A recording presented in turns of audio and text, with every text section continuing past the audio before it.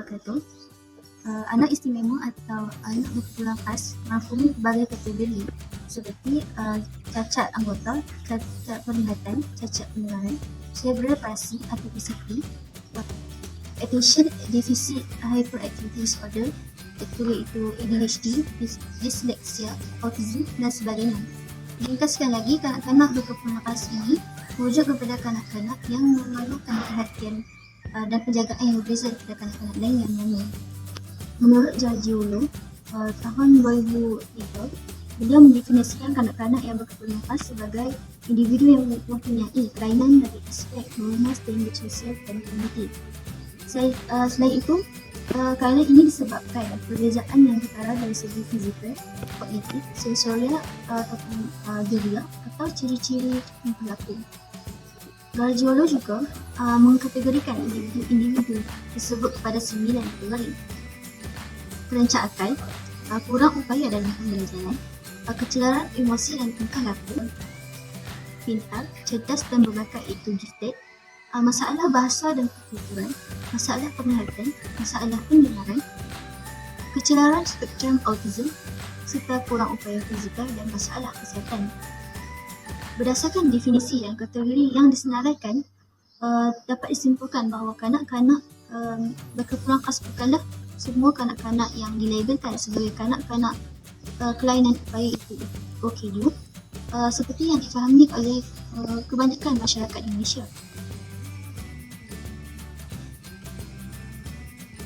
Terdapat beberapa objektif kajian, antaranya ialah menjelaskan cabaran yang dihadapi oleh ibu bapa terhadap anak mereka. Selain dapat mengenal pasti agensi yang menghulurkan bantuan khas kepada ibu bapa yang mempunyai anak berkeperluan khas. Seterusnya dapat menyatakan pihak yang memberi pendidikan terhadap anak mereka.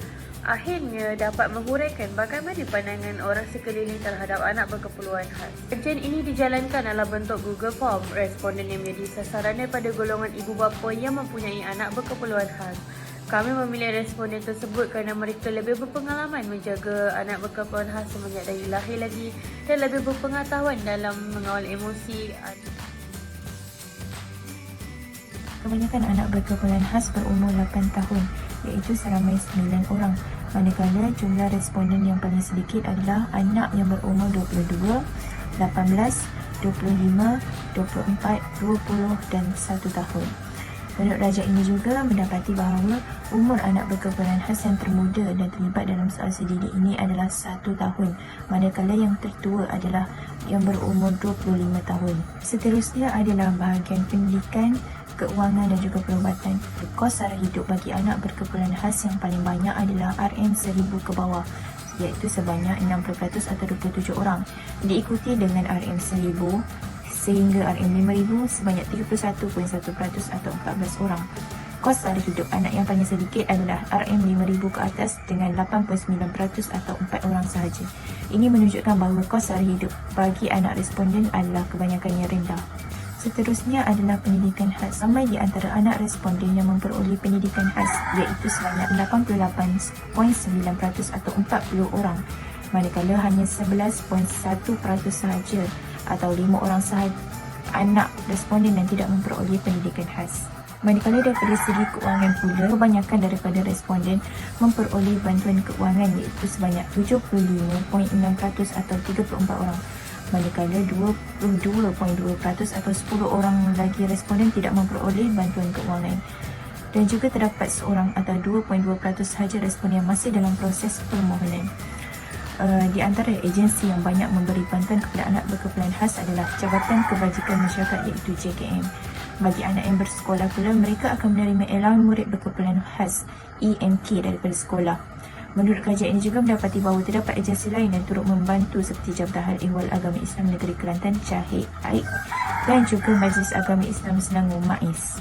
Manakala daripada segi rawatan pula, ramai di antara anak responden yang menerima rawatan yang mencukupi, iaitu sebanyak 80% atau 36 orang, manakala 20% atau 9 orang lagi baki anak responden masih tidak memperoleh rawatan yang mencukupi. Daripada segi ubat-ubatan pula, terdapat 75.6% atau 34 orang daripada anak responden yang berkeperluan khas tidak memerlukan ubat-ubatan khas daripada hospital, manakala 24.4% atau 11 orang lagi daripada anak responden memerlukan.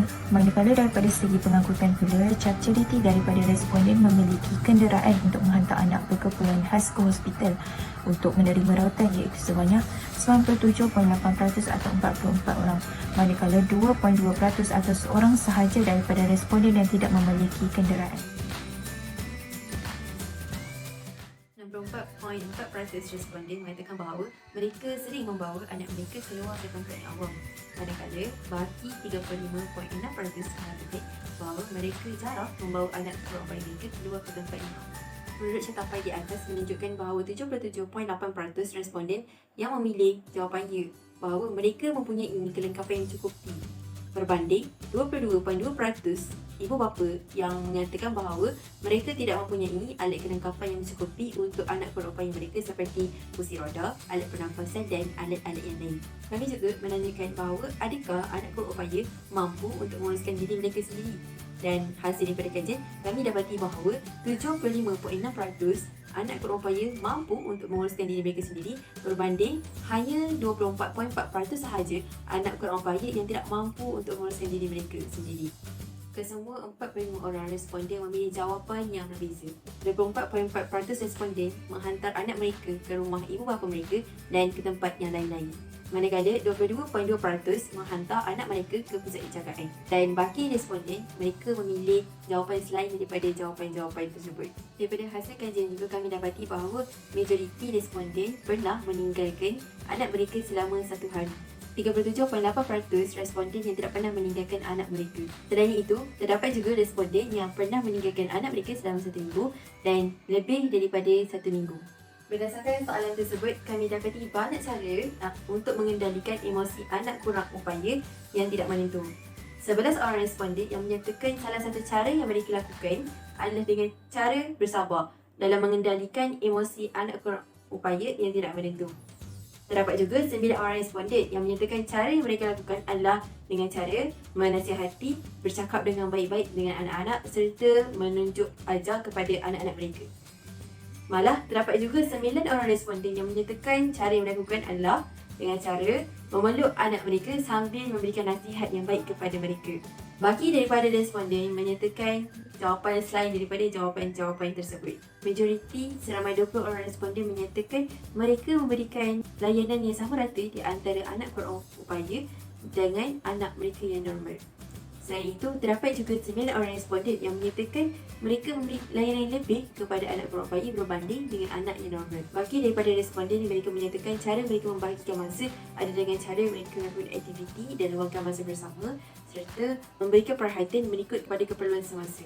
Menurut kajian, kami dapati majoriti responden menyatakan mereka mendapat sokongan yang sepenuhnya daripada ahli keluarga mereka. Carta ini menunjukkan antara sokongan yang telah diberikan oleh keluarga daripada semalam. Carta ini menunjukkan antara sokongan-sokongan yang telah diberikan oleh keluarga mereka daripada sudut kewangan, emosi dan tenaga. Majoriti responden menyatakan bahawa ahli keluarga mereka memberi sokongan yang sepenuhnya daripada segi sudut tenaga, emosi dan kewangan dan lain-lain. Selain itu, terdapat juga responden yang menyatakan mereka hanya mendapat sokongan daripada segi tenaga iaitu sebanyak 35.6% dan tenaga sebanyak 17.8%. 88.9% responden memilih jawapan positif terhadap penerimaan ahli keluarga mereka kepada anak berkeperluan khas. Manakala hanya 11.1% sahaja responden yang memilih kepada negatif. Ini menunjukkan bahawa rakyat Malaysia masih mengambil berat kepada anak berupaya serta memuliakan mereka. Contoh di atas menunjukkan kestabilan di antara kerjaya dan pengurusan anak berupaya. 64.4% menunjukkan kestabilan kerjaya dan pengurusan anak berupaya berada pada tahap yang sederhana. Dan 68.9% berada pada tahap yang sangat tinggi. Contoh menunjukkan bahawa pengurusan emosi ibu bapa di Malaysia berada pada tahap yang sangat baik iaitu sebanyak 35.6%. Manakala hanya 3 orang sahaja responden daripada 45 orang yang mempunyai tahap pengurusan emosi yang sangat rendah.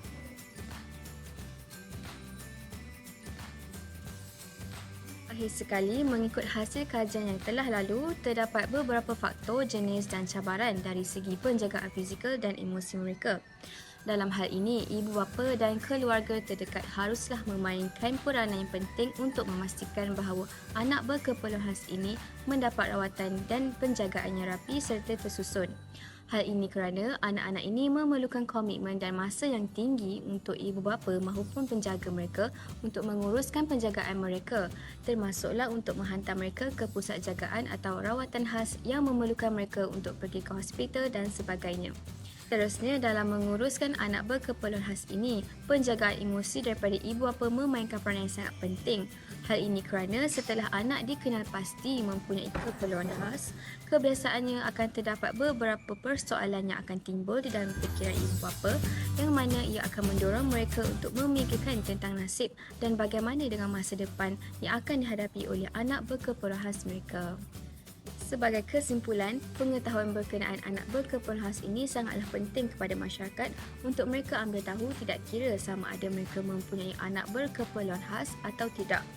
Masyarakat seharusnya diberi pendedahan dengan lebih mendalam agar mereka mendapat kesedaran seterusnya dapat sama-sama memberikan sokongan moral kepada ibu bapa atau penjaga yang mempunyai anak berkeperluan khas ini.